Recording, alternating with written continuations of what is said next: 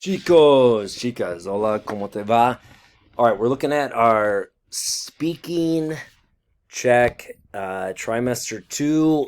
So this is the big one, speaking check, speaking quiz, speaking summative assessment number one for trimester two. So again, the question for number one will be to the effect of ¿Cómo estás? Right, asking how are you, and we want to give a estoy bien, estoy mal, más o menos. Right, the second part of that question will be ¿Cómo te llamas? What's your name? So we'll go with a me llamo.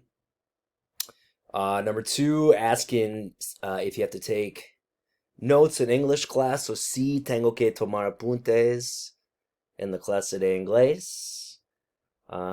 Question 2.5, asking if you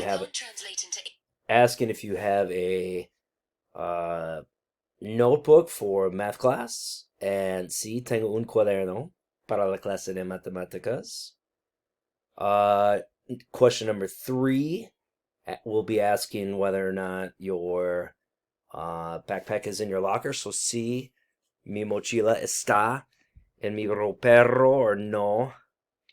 Mi mochila no está en mi ropero. Just ignore Siri talking in the background there.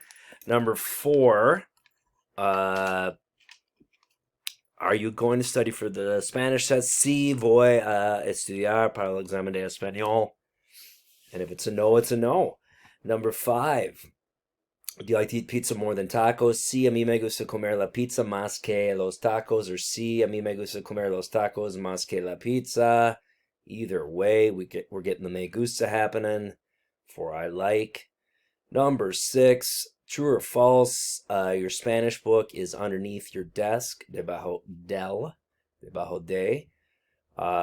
So we can look at that and say, yes, it is, or maybe it's in a different part of the classroom, but sí, mi libro de español está debajo del escritorio, or no, of course. And then number 7, true or false, are your notebooks in your backpack?